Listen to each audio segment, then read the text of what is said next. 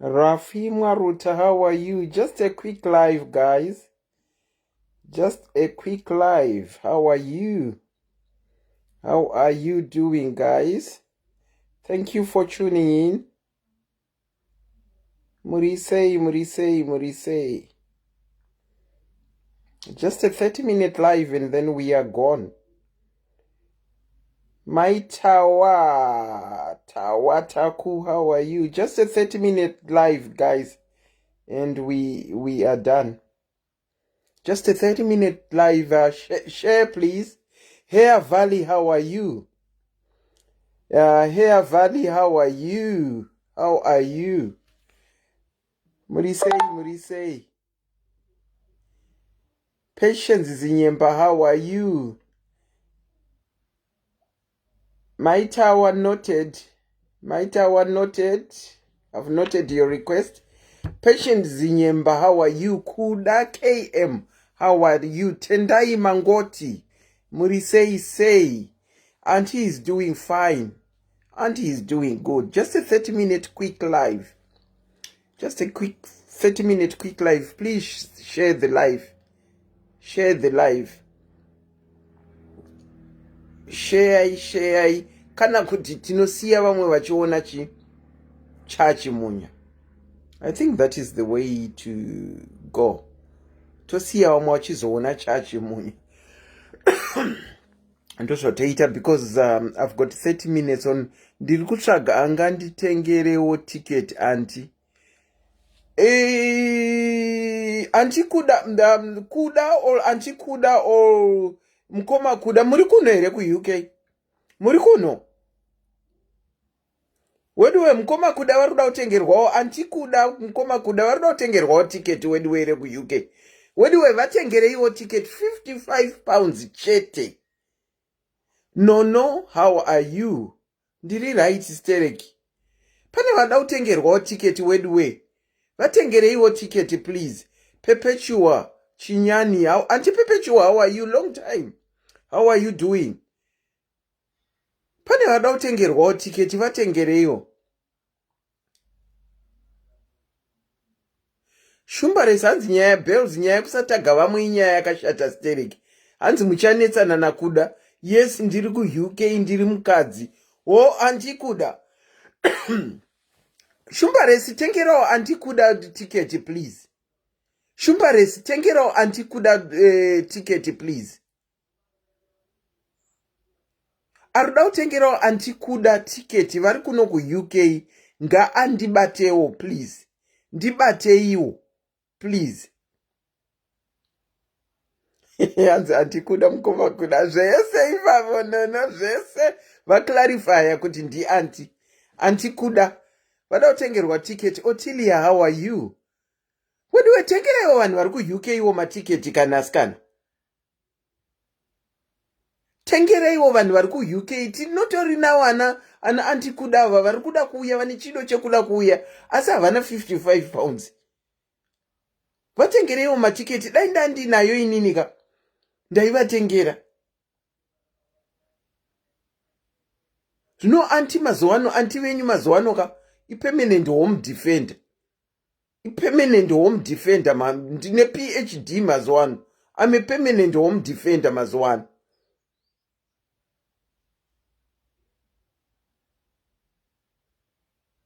Ndinobobuda hangu asi mostly permanent home defender chaiyo. Caroline Machokoto, how are you? Junior Munongi ndeipi. I guess vamwe vanobata chachi munya. Let's go on. Ndatitingo remindana kuti musi wa 24 January ku United Kingdom all roads are leading to Birmingham. Chinenge chakachaya musi wa 24 June. Sorry, ndati January, sorry. Musi wa 24 June chinenge chakachaya pa Birmingham. Wedwe Africa inenge da kuti surprise Africa. Mirai mona. Auntie Selina ndipindureiwo ku inbox please. Makaisa message kupi?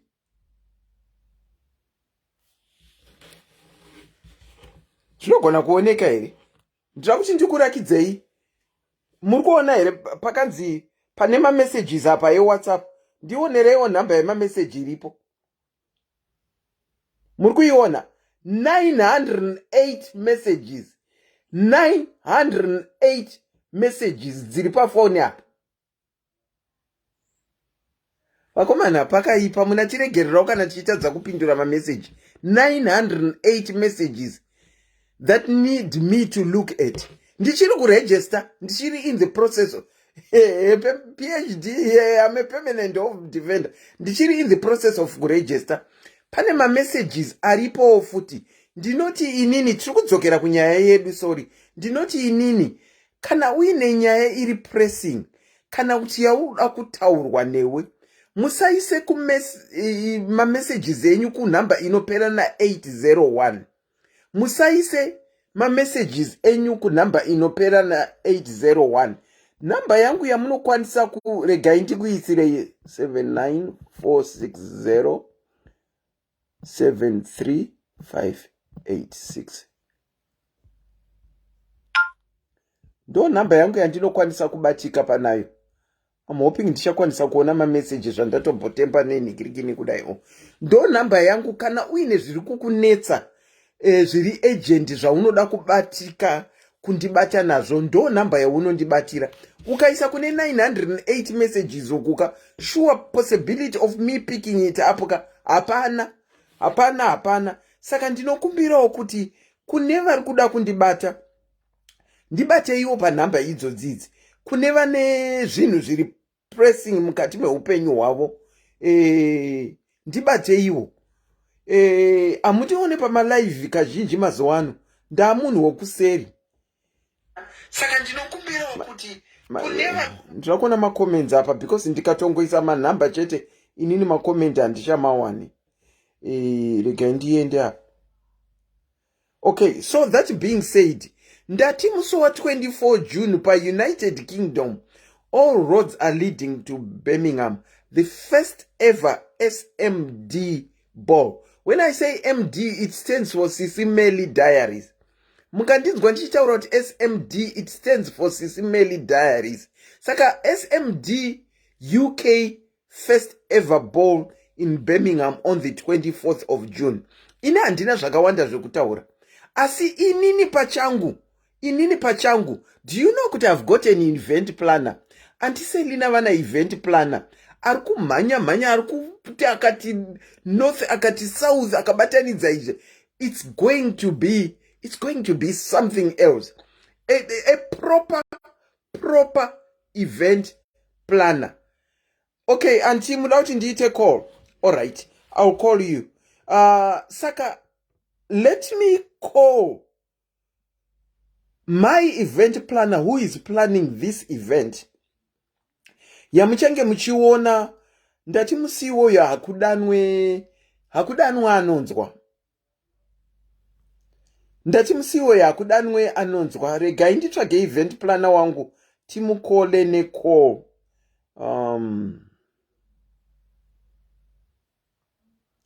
Let's see if I can find her. Where is she? There she is. Okay. Hakudanwa anonzwa. Regai muzvinzwire mega vachitaura ivo kuti vari kumbonyatsotirongere chii chaizvo musi uyu. Asipo haapo. Antilani. Hi, Auntie. Hey, welcome to the program. How are you? I'm good. Okay. Everyone is okay. Okay, this is my event planner who is talking. Her name is Danai. She is in the forefront of planning the June 24th ball in the United Kingdom. Behind her, she has got 17 women that are with her in planning this ball. Auntie, musi wa 24 June, tikuti isusu, all roads will be leading to Birmingham.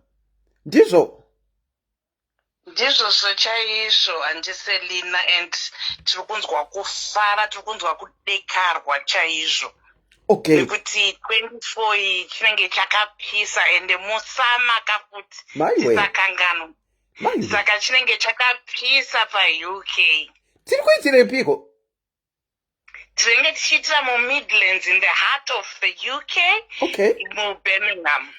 Alright. Panzvimbo inonzi chii uye postcode yedu mungange muinayo. Kana musina it's still okay. Vanoiwana paflyer. Vanoiwana zvavo paflyer, but it's B94, I think, something like that. Parikunzi pa Crown Banquet. It's a very beautiful place. Okay. And venue yedu inopinda vanhu vakawanda zvokuti. Vakawanda. Asi tiri kutry futi kuminimize vanhu vachiona kuti tisapinze vanhu vakawanda kudaro. Alright. Tiri kuda space. Tofanira futi kuyeuka kakuti COVID ichiripo yanyarara zvayo asi COVID ichiripo. Yeah, ichiriko tane yavari kuti long COVID mazuwano. Whatever that is. Yes, hatina edu ma-restrictions akanyanya pavenue pedu apa, but isusu edu tiri kungonoti sezvo chiri chinhu chekutanga chatiri kuitira kuno kuEngland. Tiri kufunga kuti titore nhamba yatichakwanisa kuhosta vanhu vachifara. Okay, saka namba iyi iri kukwanisika netimu yenyu inhamba yakamira sei?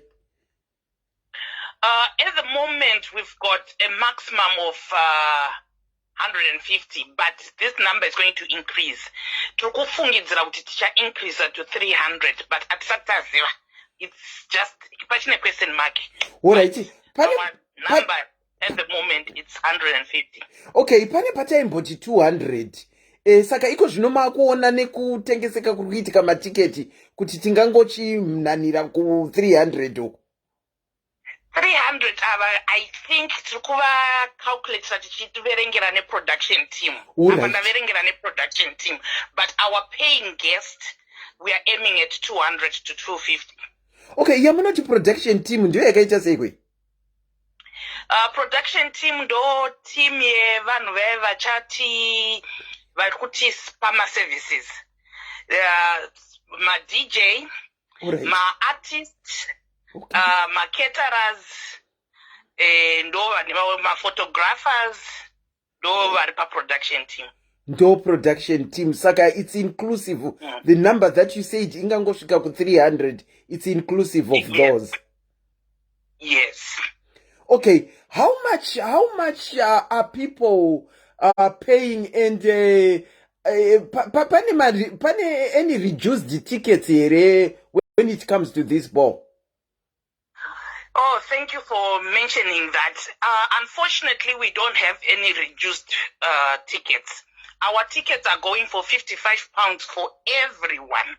Okay. Everyone who is coming to the ball. It doesn't matter what time you are coming. It doesn't matter you're not going to see one of the artists. It doesn't matter whether you're not going to be eating one of the starters or you're not going to be eating the main meal. Still, our ticket is going for £55. Because this money, it's all going to the services that we're going to have. So we haven't got any reduced tickets. All right. None whatsoever? None whatsoever. Okay. All right. So if you decide, for example, if you decide that you're going to come to the ball at 10 o'clock, while we said the ball is starting at 7, still you have to pay £55 because the services have been paid for. All right. Okay. I think that is unspeakable to all the people, and it's 50. You said it's £55 regardless of any of anything, because the services have to be paid. There is no way we are going to tell one of the artists kuti because the pane vanhu vachaya na 10 navasi kukona saka iwo tichakupa mari shoma than nekuti vakabhadhara mari shoma. It doesn't work like that. Kana akatotiti ari kuda 1000 ungomupa 1000 yake yakakwana, haana basa nazoti muvenyu menyu mune vanhu 5 kana kuti mune vanhu 10.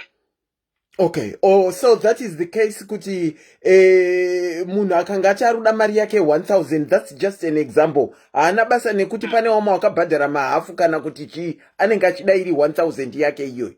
Ari kuda iri 1000 yakakwana. Saka isusu takaona kuti tikwanise kuachieve at that point, munhu wese anofanira kubhadhara mari yakafanana.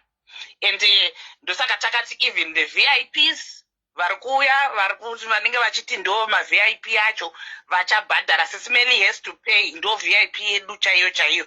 She has to pay 55 pounds yavo. Ma-sponsors hongu muchati sponsor asi 55 pounds futi pa-sponsorship yamuchatipa yo 55 pounds tirikuida. Murikuida regardless. Wow. Saka ndofunga vanhu vari kuzvinzwira anzi 65 pounds. Whether uchapinda na 10, whether uchati starter hausi kuda, whether uchati inini handina kuona artist atanga kupunhingirikira kana kuti uya handimuderega ndimbobuda panze. Regardless of all that, it's 55 pounds. Why is 55 pounds and no reduction is? Anti vari kuti takaweka metsi dzedu hadziti alawe kuti tinge tichinhingirikira, tinge tichireducer. If you look at Maria takatara isusu nemari dzinoitwa zvinhu mu-United Kingdom ma-events yedu, I think is the lowest money that you can ever say, taking into consideration venue atiri kutoitira chete. Our venue it's one of the most expensive. And the most expensive, but because we wanted something beautiful for my diaries, for them to experience something they've never experienced before. Okay. Pachikafu pakamira say, oh, Ropan's na yopa very reasonable price. Thank you. It's very reasonable to say the truth. But let me say, if first event, very reasonable, and pakaitwa metsi dzinoenderana nezviripo. But don't be surprised the next year inenge yachinja nekuti tinenge tadzidza zvimwe zvinhu. Pachikafu apo pakamira sei? There is a lot for our menu. We've got a buffet. It's a buffet. But iri buffet kudaro, you've got canapes as you enter the venue. You've got a welcome drink as well. Okay. Magara, mapinda mu venue magara. Ma-artist achitango kuita zvavanenge vachita muchapiwa starter. You have a starter, so there will be two choices on the starter. Then there will be the main meal. Saka muchangosumuka for the main meal.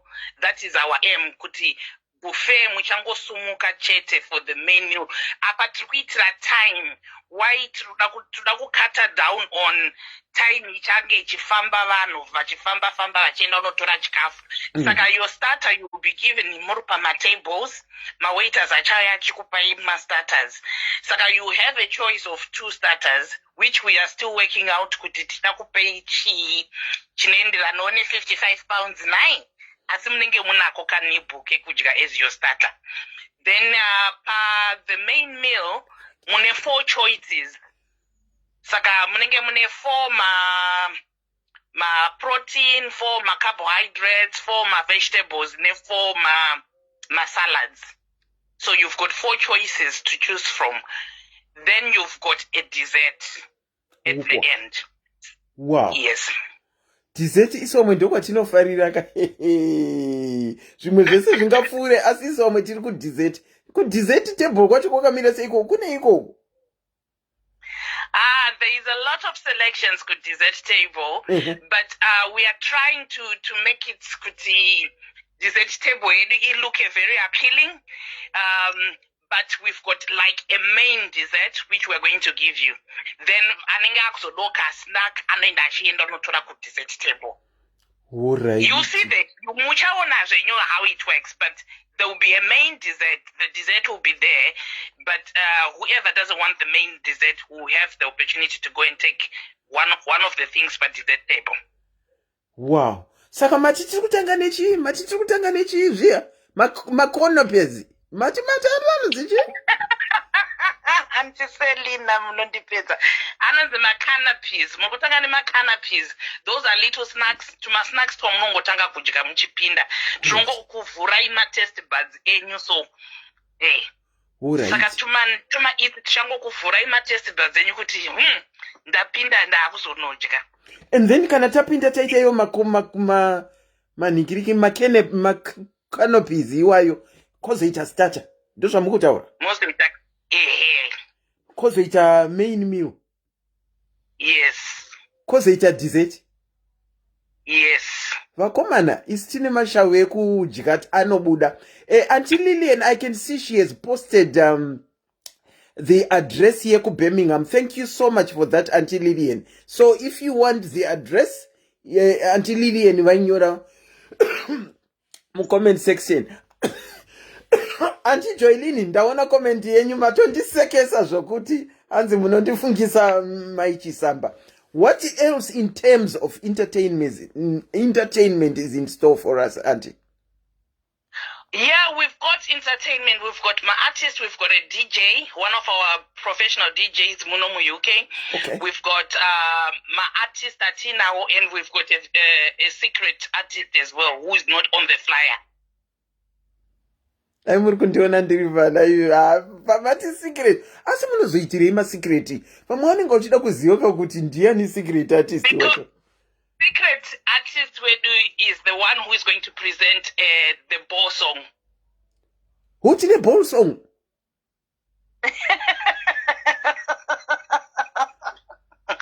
Ayo muri kusegei anti tinoda kuziva Yes, there is. That's the secret, which is the Saka. It's a time to enjoy ourselves. So that artist is secret. She's not. Okay. She's not on the flyer, but you are going to enjoy. And she's one of my new artists that arikutotanga kulonchera on our board. That's the interesting part of it. Wow. She will be doing it for the first time. Put Anzi, the artist, on our board. Wow. Some recognize the out there. Some of us can't wait to. Yeah, so she really needs our support. And for her to be giving us the song of the night, that would be great. Wow. We honestly can't wait, some of us. For some of us, we are saying it's that one night. Yatirikumbonokanganwa zve-black tax. It's that one night yatirikumbonokanganwa zve-shift. It's that one night for the first time that I'm going to have my nails done. I'm not a nail person. I've never had nails done. But on this day, and I've it's said... that night where you just have to let your head down and just relax and feel yourself, feel you. Vakomana mukaona hembe yandinenge ndakapfeka vachijandukwa gore rinova nebasa imbova tagai vachijandukwa apa vachijandukwa tati vane basa vachijandukwa vakutofanirwa kusimba kutanga kutsvaga materials kutanga kutsvaga izvo zvivhudzivhudzi zvavo naivo mapepa bag nemaplastic bag avanotsvaga vachijandukwa rwendo runo vane basa. But vane basa naitoti kana tikatowana mari aiwa vachijandukwa tichatombova kandira kamari kuti vafanomhanya kutsvaga shuwa achijandukwa nditagirewo achijandukwa vanzwe basa ravainaro kubholu. Tiri kuti munhu come dressed. It's one night only in a year. Come dressed with what you call the best dress. But what might be my best dress is not your best dress. Saka musi uyu, yes. we will take each other as a person is. Their best dress yavakatopfeka ipapo is their best. Let them be. We are not doing this ball kuti tiite zvecompetition kana kupa pressure kumunhu. When you come to this ball, you are not in any competition with anyone. Kana wakadresa, wakafunga kuti yako indaunge yakakunyika kusvika zvisingazorakidzowo hazvo zvinhu katinenge tiine varume vanenge variko. Tinenge tiine varume vanenge variko. Mutemo wedu ndowekuti paball pedu padress code apa. Mutemo wedu turikungoti when you enter the ball, you need to be wearing a floor length dress. Kana uri mukadzi, which will be an evening wear or a ball gown. So it has to be a floor length. Then kuvarume vanenge vakapfeka masuits avo looking very smart and elegant. So atina zvedu kuti saka ukanotsvaga dress rako, it could be an African attire rakanaka zvokuti wakarisonesa richisvika kumakumbo unongobvumidzwa kupinda. Saka don't feel pressured vanwe kuti hanzi here wazoya wakapfeka, hakuna competition, but tinoda kungoti for this day try to do your best, think outside the box. Ingofunga outside the box and you say, today I just want to enjoy myself. Today I want to reflect on myself. Ukungozvifunga iwewe. Hausi kufunga nhamo dzekuti kumusha kuri kudiwa mari. Hausi kufunga kuti vana vari kuda chikafu kumboko. Hausi kufunga anything. Ukungozvifocus on yourself and just enjoy the day. Wow, some of us can't wait. Wedwe, musi uyu kana maona ndakaitwa makeup ndine maziso anenge echichaina akadaiwo. Please, imbondisiyai musi uyu. Imbondisiyai ndakadaro. Inini I've never had professional makeup done. But this time, I hear nails. I've got a nail sponsor already. My event planner is taking care of my makeup artist wacho handimuzivi, hanzi muchangomuona musi uyo ina handimuzivi. Vakomana mukaona hembe zvayakaita imimi vanhu imi. Ndati gore rino makonzo. Sorry. Makonzo anoita shohwera gore rino ndiri kukuudzai. Kana zvapindirwa nana Auntie Selina Soka, zvokwadi ndiri kukuudzai makonzo anoita shohwera. Screenshot Association neGossip Association. Vakomana, moto investor in buying ma iPhone anonyatsotora ma screenshots nemanhingirikini akanaka, nekuti kana zvapindirwa na Auntie Selina vari kutaura zvemakeup, zvenails, zvedress. Vachija ndikuva nebasa shuwa. Nhaka maplastic anopera. South Africa uku maplastic anopera. Makonzo achanga akamirira kudai achapedzera akuita kunge ari kutadza kuona. Ndosaka ndiri kuti kunoita makonzo shohwera gore rino. Tell us more about the ball, Auntie. Okay, so yes, the makeup artist will be at the venue, and the makeup artist will be doing makeups for our host, SIS MELLY, and she'll be doing for you, Auntie Selina, and for other ladies as well. So that will be prepared for you. Muchange muchinakidzwa chaizvo. Saka pana sponsor wanenge achingokubhadharira inai. I've for the first time in my life, I'll be honest with you, I've heard offers of Auntie Selina, I'll do this for you. Auntie Selina, I'll do this for you. Let me take this opportunity to say those people that have reached out to say, Auntie, I'll take care of this. Auntie, I'll take care of that. Thank you so much. Much appreciated. And we've got other people as well vakutongo donate. Vasiri kutombouya mufunge asi vari kungowisha kuti vanoda kudonata something for the ball. Tiri kungoti tinotenda nezvese zvamunenge muchikwanisa kutipa. Hatina chatiri kuramba, tinongobvuma zvose nekuti zvinhu zvedu tiri kuzviita pachezvedu, hapana mari iri kubva anywhere else, tiri kuzviita pachezvedu. So we need to enjoy this night. Hence the strict £55 for everyone that is coming. Yes. Ndinenge ndiri mu5-star hotel. Mu-grand hotel, mu5-star. Ndoma ndinenge ndichisiya hope musi iwoyo. Vakomana, tiri kuti huyai vasati vatenga matickets vaya. Tiri kuti batai inini. Batai danai event planner. Batai Auntie Martha. Mukaenda pa flyer pedu. Right at the bottom. Kune 3 people that are named on that flyer. And also their telephone numbers are on that flyer. Vabatei usasaririre. Do you know that tomorrow is not guaranteed? Next year, June, is not guaranteed. Inini chaiyo handizivere mangwana rangu. Ndikutaura nezve bonus. God forbid. I don't know my tomorrow. Sometimes we make plans and we forget kuti pamwe mangwana unotadza kumuka nyama nemweya zviri pamwe chete ukatadza kuita zvaunenge uchida kuita. Saka tiri kuti musi wa 24 June ngatiuye tisangane pa Birmingham pa uwandu hwedu. Dress as you feel. But ndanzwa Auntie vachiti iyo ma length mati ma floor length dresses ndo munoti chii chinonzi furoku nhai anti? Ndo maflocks acho, like a gown inenge ichisvika kumakumboku, inenge ichisvika pazasi apa, ndo yatiri kuda kuti vanhu vese vange vakapfeka. Asi saka kana mati ichisvika kuzasi ndogona kuzingosiya hembe yangu ndopfeka gauni rangu, wedding gown chai.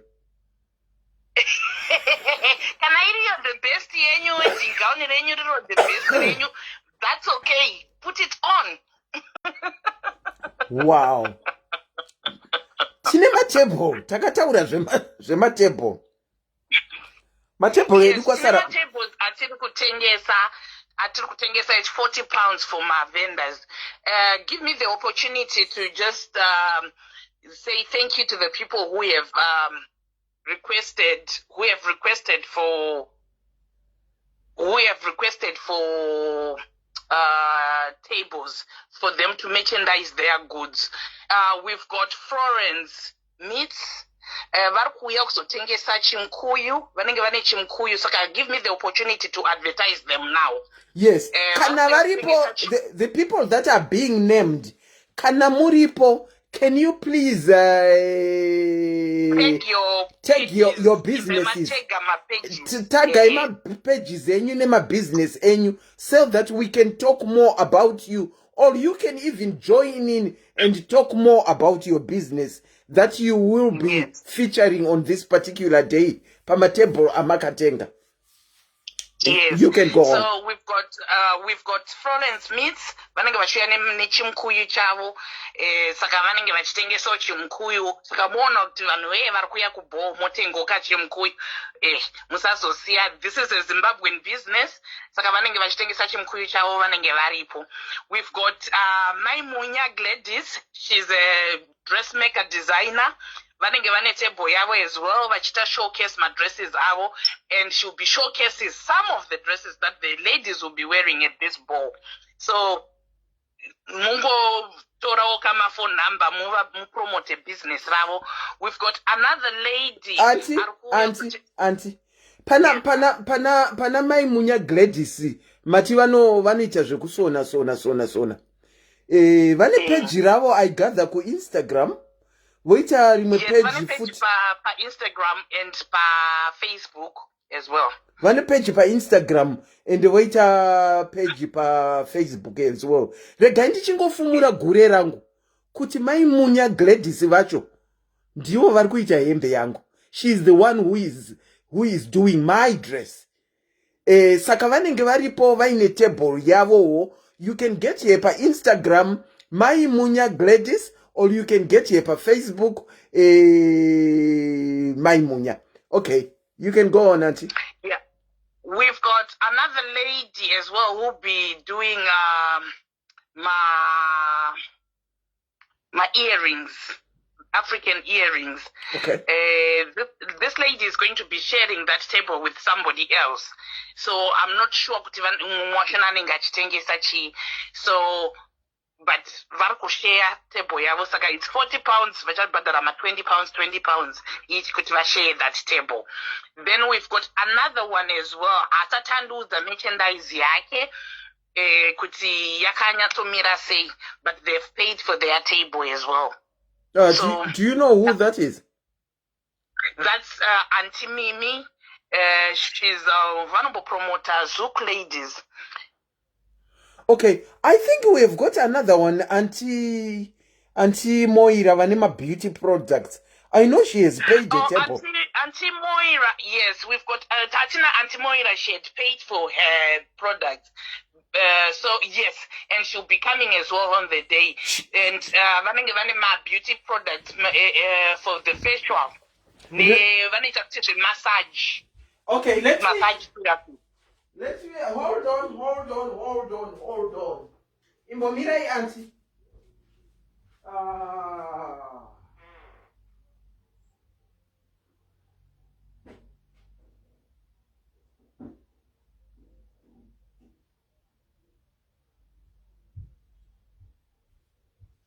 Sorry about that. Auntie Moira, she's a beautician. She's a beauty therapist. She actually went to uni and she has made her own products. Okay, you all know kuti I've got situation that I am in. Saka Auntie Moira wakanditi, she was supposed to come kuti vandite message all the way. She was supposed to come all the way from Scotland just to do a massage and give me my products.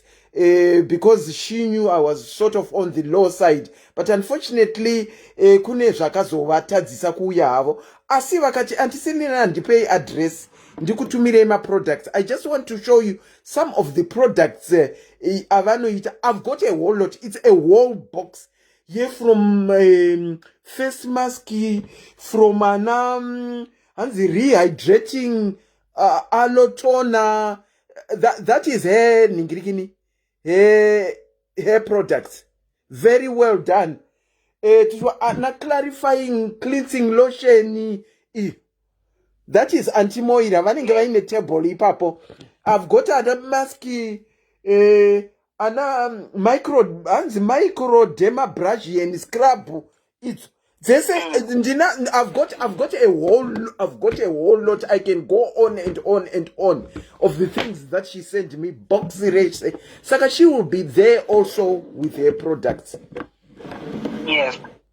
So far, those are the ones my vendors edu ati now at the moment. We are expecting kuti SIS MELLY vachaita futi table yavo yekutengesa cream yavo, bleaching cream.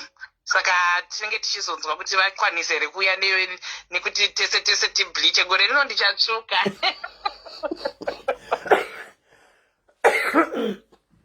Okay, so that is it about my tables atinenge now. When people bring their ways, let's support them. Let's support them in any way. I can't wait to support them. Auntie Flo Martin do echimkuyuka. Yes. Ini ndakatochi. And vanhu vese vandiri kutaura vese ava diaries as well. So we have to promote our own.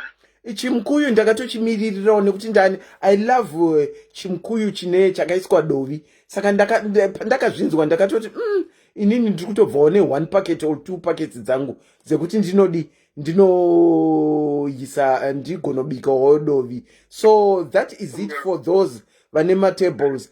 Those that are coming to the ball, let's support our fellow diaries and take advantage kuti kana tavaona, let's ask them questions. And Auntie Flo munoita seizve chimkuyu vemhete zvinofamba sei, kana ndichida design yangu munokwanisa kundiitira here? Ana Auntie Moira ivavava skin yangu yakadai, how do I go about it? Kana vaine product vakatokurakidza ipapo unotokwanisa kubva watenga. Saka, let's support our own on this day.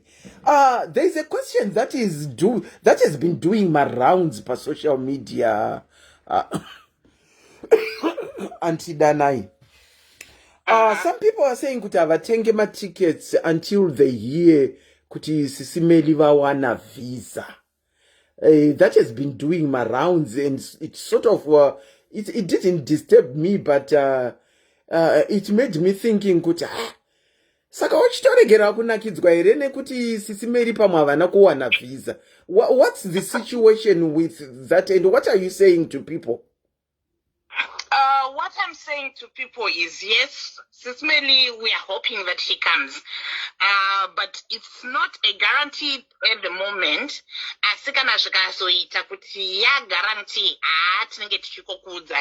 But with or without SIS MELLY, the ball is still going on, because we are not, SIS MELLY is just our host.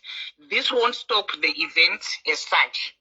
Okay, saka kana kurunzi matiketi akwana azara, kurunzi SIS MELLY tati vakuuya, visa rawo ambassadorial rakaita,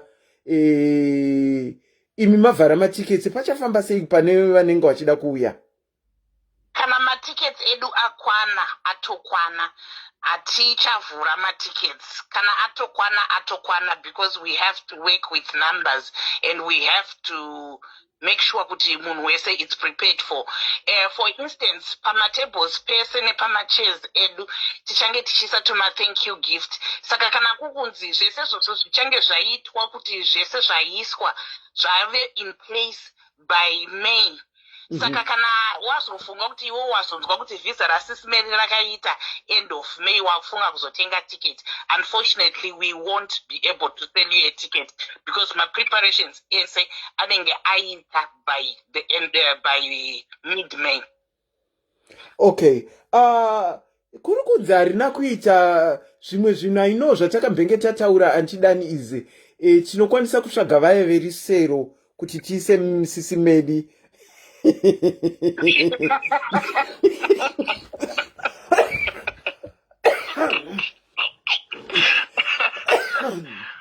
Tivaise murusero runenge rwakati nakei kuti vadi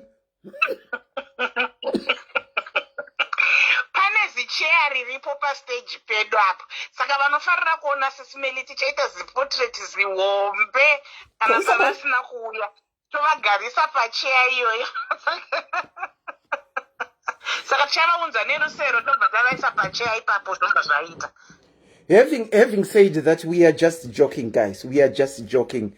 We are sincerely hoping that she will definitely be there to grace the event. And we are still keeping our fingers crossed. Delegation. Don't underestimate on her. Don't underestimate on her. Go Africa. Let me spill the beans. Let me spill the beans. South Africa mandidadisa vanhu veUK sure ma challenge challenge kwazviya. I've got 10 tickets dzakatengwa nevanhu veku-South Africa. 10 tickets. Vanhu vari kuchikaira ivava handisati ndamboona ziru fanika seiri kuitwa negrupu iroro. Yatoendesa mavhiza ayo. Handisati ndamboona ziru kuuya kwavo kana kusauya kwavo, but it's the zeal and the energy that they have got. Sando dzenyu, South Africa, I'm so happy. Sando dzenyu, kupa isando. That is a challenge ndo yamanyatsoita. 10 people, 10. And 10 indeed, 10. Vari kugadzirira. Mamwe mazita takatomanzwawo nana SIS MELLY kuti ana general vati hatingasaririrewo tinenge tiri pai, tinenge tiripo. Saka we are so much looking forward. You know, when we talk about these things, we are talking and believing it's going to happen. Saka those 10 people vari kuchikaira zvokuti vari kubva kuSouth Africa, I salute. I honestly. And remember, we even said kuti ma tickets edu they are non-refundable, but South Africa yatotenga ma tickets ayo. With or without kuti vari kuuya kana kuti vatotenga ma tickets. So izvi zvinodadisa izvi. No, I'm praying and hoping that not hoping that now I'm praying kuti mavisa ava achingonikirikira achingonzi abuda. We are sincerely hoping that they will be here so that we can have a good night. Vakomana South Africa ikangoti gidi makonzo achaita blind. Mungu isoka mari dzepetrol dzekuti ndipote ndindomhanya kandi petrol nechikafu chemadharis ari kuya 10 aya. Ndinovaisa paiko 10 vana. Manje madharis kana ari kuuya they are moving as a group. I know muchatoita kuhaya iri kombi chaiyo yekuti kunovapika nekuti we have said munotosvikira kuBirmingham airport ikoko ndokwamunosvikira. I'll be waiting for them and whoever and then ndinavo kuBirmingham and muchavaona and I'm so happy. I'm just happy, guys, honestly. Adaimomboza kujamba kwandiri kuita soka. Inini ndindatononokerwa naJune uyu. Tese. Mwana. Tese. Muri kutaura kuti chiko. Ndindatononokerwa naJune and my house will be filled with people. Full to capacity. Ndai extenda. We can't honestly wait for that day. What we are saying is on the 24th of June, all roads are leading to Birmingham, and we will be at the Crown, where our ball will be held. We are saying we are not in any competition with anyone. Dress according to how you feel. And you know, whether you dress your best or you dress your worst, sorry, there will always be some people who are there to criticize. Saka musiwoyo, vaya vekukriticize ndati icho tsvagai iPhone ari chaiwo anonyatsotora hembe mazvo, nekuti mukazotora nemasamsung ana antiseninaka, they tend to exaggerate zvinenge zvisipo, anoisa buri pasina buri mafoni ana antiseninava avanoda kutoresa nawo mapicture. Saka all roads will be leading to Birmingham. Tinenge tiriko takatiti, we have said our tickets are £55 regardless of kuti urikuya na 10 here, regardless of kuti hausiri pane bhendera hausiri kuda kuona here, regardless of anything. Hatina reduction. When we did our courts, we did and charged accordingly. So no reductions whatsoever. Kana uri kuya 9 o'clock, uchange uchingobhadhara iri 55. Kana uri kuti pane bhendera usiri kuda kuona, we can kindly ask you to excuse yourself bhendi rotamba, iwe wozodzoka. But still isusu tiri kuti tiri kuda chi? Tiri kuda 55 pounds dzedu. Auntie, do you have anything else to say before we wind off? Yes, I would like to say kuvanhu vese vakatenga matickets avo nevari kutenga matickets. Any information that you need for the ball, let me repeat, any information that you need for the ball, don't go kuna Auntie Melly, because she's not knowing hapana zvavari kuziva. Chavari kungoziva ndechekuti vari kuuya kuEngland. Ndo zvavari kuziva chete. Havana anything else chavari kuziva nezveball kunze kwezvinhu zvatinenge tichitotaurawo papeji pano. Saka if you need any information about the ball, unoya kuzoona inini, unondifonera pa 079 105 33284. Unondibata ipapo wovhunza nezveball. Unofonera Auntie Selina, wovabata pafoni pavo movhunza nezveball. Munofonera Auntie Marita, movabata pafoni pavo movabvunza nezveball. Mukatenga matickets enyu eball, I will repeat again, mukatenga matickets enyu eball, tiri kukumbirawo kuti mutitumidzire invoice yenyu pavanhu vatatu ava vandataura. Matumidzira invoice yenyu nema full names evanhu vamabhadharira ball. Let's say wabhadharira murume wako, saka inini nenichiti danai ndoti danai Charity Dina nditi ticket rangu number 1. Mari yangu ndabhadharira matickets evanhu 2, saka ndabhadharira mwana wangu noma ndati Tawana Charity. Anditi ma full names ayo. Inini because handina surname ndosaka ndakuti idanai Charity, ndoshandisa Charity ndo surname yangu.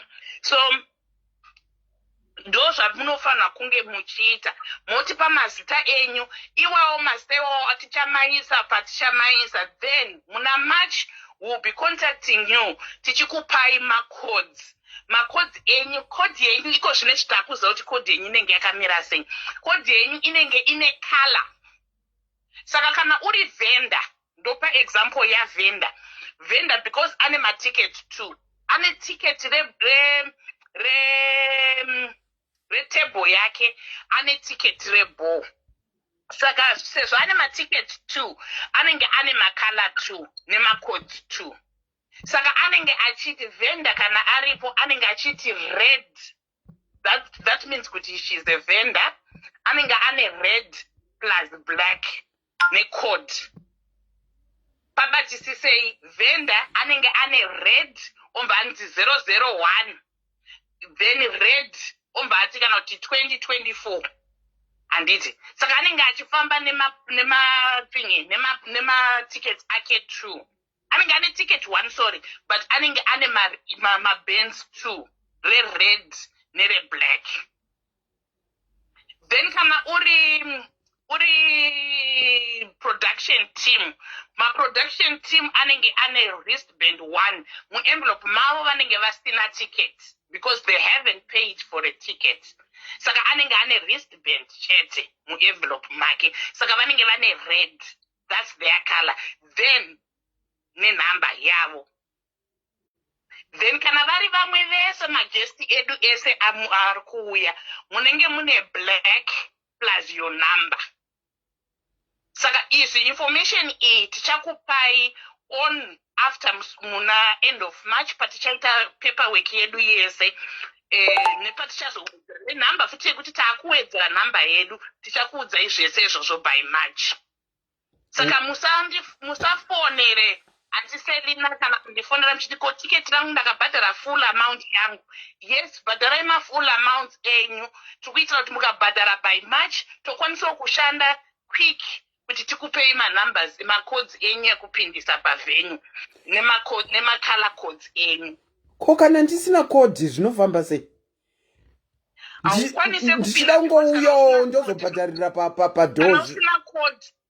Kana usina code yako ndo key yako yekupinda padoo. Alright. Okay. So no code, no coming. Muri kuti kana ndichida kungouya ndozobhadharira padoo hazviite. Is that what you are saying? You can't pay at the venue because you are not counted for. Alright. Okay. Saka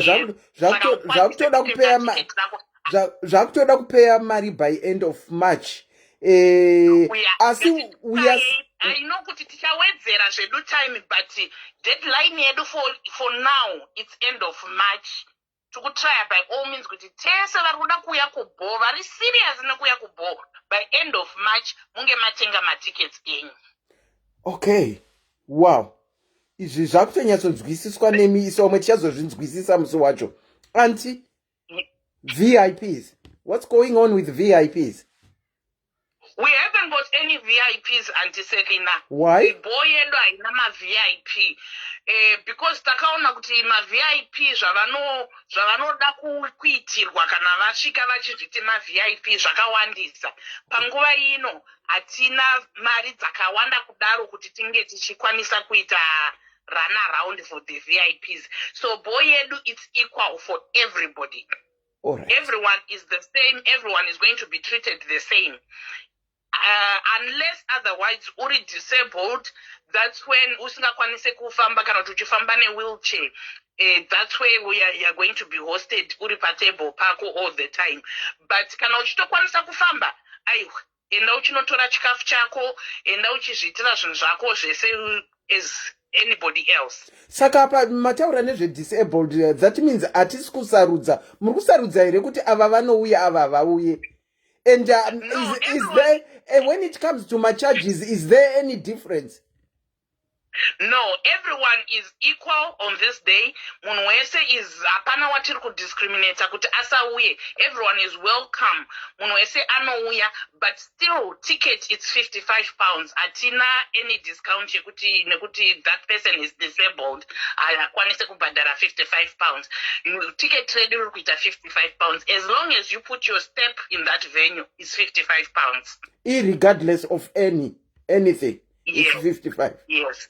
Okay. All Yes. right. Okay. I think we have covered it all. If you need any more information, you can get in touch with my event planner, Auntie Dani Varkutaura. You can get in touch with myself, Auntie Selina. Oh, event planner ana secretary wake vanoitwa Auntie Martha. She's also on the flyer. So there are 3 numbers. If you want to get correct information pertaining the ball, there are 3 numbers that are on the flyer. My number, her number, and her secretary's number. Auntie Susan, that's my number. Inobatika 7946073586. Country code 44. Ndinobatika ipapo kana kuti mukandisira message.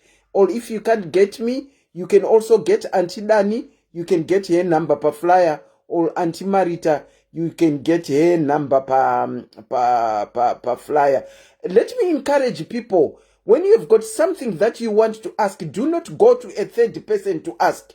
Nekuti ini ndikazopindura kune munhu, by the time ichasvika information kwauri, sauti nemunyu zvinenge zvawedzereka, and you tend to run with shoko risina kumbotaurwa naanti Selina. Saka it's best to contact vanhu 3 ava vari panhingirikini, vari paflyer, vokuudza vemene, so that kana waudzwa zvisirizvo unonyatsoti anti Selina ndo vakandipindura kudai, nekuti ukazoti anti Miriam ndo vamakapindura kudai, sauti nemunyu zvinenge zvawedzereka, ende inini ndiri munhu ndinotokurambira kuti ina handina kumbodaro, nekuti ndine chinyatsoziva kuti handina kudaro. Saka for any information, if you can't get hold of me, Auntie Susan Mahachi is saying my phone inonetsa kupinda, get hold of Auntie Dani or get hold of Auntie Marita. Kana usiri kunzwisisana na Auntie Marita, kana kuti na Auntie Martha, kana kuti neni, tsvaga the second person within those 3 people and speak to them. When you feel free to also give my complaints amunenge muinawo pertaining kuti ina handina kufara nezvakadai. Inini personally, I encourage people to come and complain so that we map way forward. Do you know kuti dzimwe dzenguva tinenge tichitotsautsira, tiri vanhu venyama, pamwe tichitotsautsira asi tisiri tiita tisingazive. Saka if you go back, if you still feel Auntie Selina didn't speak to you well, go to Dani. If you feel Dani didn't speak to you well, come to Auntie Selina, and then we can map way forward. Tiri vanhu venyama tinotowanikwa tichitadza kazhinji pamwe tichitotsaudzira. Munotomboziva kuti rangu rinotombokwirawo voice. Ndiri munhu wenyama. Unonzwa vachinzi Auntie Selina. Auntie Susan Mahachi, did I not call you? Did we speak to because I called Auntie Danai. So that means that was sorted. I hope it was sorted, because I normally I don't leave my calls as not attend what to. Inini ndiri mumo, and I will honor. Okay. Because she because confirmed. What confirmed? No, she confirmed kuti tataura. That's fine. Because kuti ndinowandirwa, let me apologize well in advance. I might get back to you some days later. Like there's this lady akarifeiwa na SIS MELLY pertaining ball izvozvo. She wrote to me on the 6th. I acknowledged to her. I saw her message ndikati ndichapindura later, and she only called me yesterday, and I had to apologize because andina kutomupindurawo zveshuwa zvinowanikwa. But don't despair. Come, she said yes, sorted. Come back to me and confront Auntie Selina. I wrote to you like this lady did, but you never answered me. Don't hesitate, please. Saka ndiyoyo. Musi wa 24 June makonzo anaita showera. Have we got anything else before we cut off, Auntie Dani? No, I haven't got, but I just want to wish everyone good health and mongo badara, please badarai ma tickets, vasati vabhadhara vachiri kutsvaga mari, tsvagai, endai kubasa, mushande nesimba, mukwanise kuwana mari yeball, munokwanisa kuwana mari dzemahotels, mukwanisa kuwana mari dzemadresses. So we just hope that this day will be a fantastic night and munhu wese achafara. And everything so far is in plan. Zvinhu zvedu zvese zviri in plan, and hatisati tataudzira kuti tave nema-problems as yet. But if you feel that you've got a problem, please don't hesitate to come and tell us what you feel. Then kana tichikwanisa kukusorovhera tokusorovhera, kana pachikwanisa kuti pachinjwe something tokwanisa kuti titaura newe kuti takuchinja zvakati. Kana kuti hatigoni kuchinja. Zvimwe hatigoni kuchinja, zvimwe tinokwanisawo kutaura newe tosvika panonzi pamutariro kuti tione kuti ndezvipi zvinoita nezvisingaiti. Saka please feel free to talk to me. Inini phone yangu it's always open to anybody who wants to call. Munkandifonera, it's always open because I've opened that phone kuti munge muchifona mutaure, but ndinongosimbisisa panyaya yekuti time most nguva dzekufona tingorespectana panguva dzekufona idzi, but otherwise you are free to talk to me anytime. If I don't respond, wandisira text ndikasaresponda in the next 6 hours, then iziva kuti antidane vanenge varwara kana kuti pane zvaitika. Fona futi, try kuti kufona, but within that 6 hours or 4 hours unenge warespond what to. Thank you. Thank you so much. Ladies and gentlemen, 24th of June. Mondiudzirawo achijanduka kuti vane basa. vatotsvaga iri iPhone kuti vanyatsoonesesa kuti vazotsvaga plastic rinoita kuti vainvente. He's very good at that. He's very good at that. Saka he should be there on that day. Vakanyatsotarisisa. Tichaonerera vachinjandukwa. Tinoonerera. My God, my way zvangu. My way zvangu. Having said that, ladies and gentlemen, thank you so much for taking your time out and joining us to hear about the SMD ball on the 24th of June. From me, Auntie Selina, my event planner, his secretary, Auntie Marita, and the 17 ladies behind this do. It's a very good evening. Stay blessed and have a very good week ahead of you. I'm out. Thank you.